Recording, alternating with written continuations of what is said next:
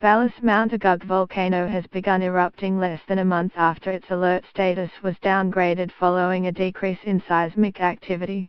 Indonesia's National Disaster Management Agency called on the public to remain calm after the volcano began emitting a dark grey plume about 700 meters above the peak just after 5 p.m. local time.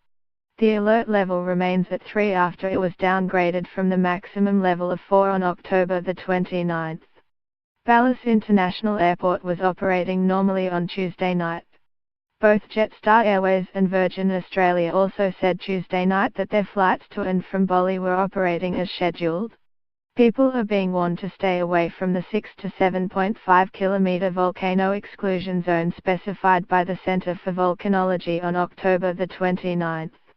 The National Disaster Management Agency described the eruption as phreatic, which is a steam-driven explosion that occurs when water beneath the ground or on the surface is heated by molten rock, known as magma, lava, hot rocks or new volcanic deposits.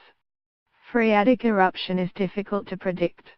It can happen suddenly and there is often no sign of increased seismicity, said spokesman Sutopo Purwo Nugroho.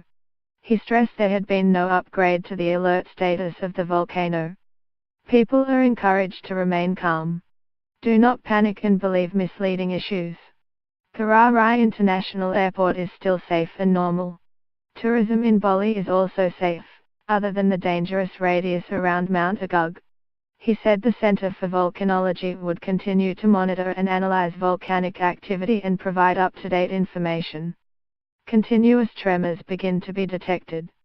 Mr. Sutopo said phreatic eruptions were not too dangerous compared to magmatic eruptions, which involve the decompression of gas within molten rock.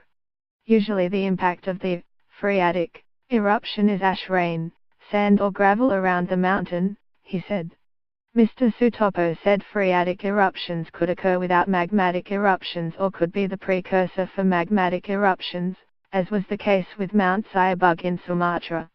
Volcanoes in Indonesia had also had phreatic eruptions when they were only at alert level 2, such as Mount Dempo, Mount Daig, Mount Gamalama, Mount Merapi and others. People's understanding of volcanoes is still quite limited. We have 127 volcanoes in Indonesia, each of which has different temperaments. Ngurah Rai International Airport spokesman Ari Azan said visual observation via pilot reports was ongoing. The wind is blowing to the east with tendency towards southeast, he said. Virgin Australia said it was closely monitoring activity at Mount Agung in Bali. It said the current aviation color code from the Agung Volcano Observatory has recently been updated to orange. We encourage guests booked via travel agents or third parties to ensure Virgin Australia has your mobile number, should we need to contact you in the event of any changes, Virgin Australia said in a statement. Guests with travel insurance were also encouraged to check with their insurer about their individual circumstances.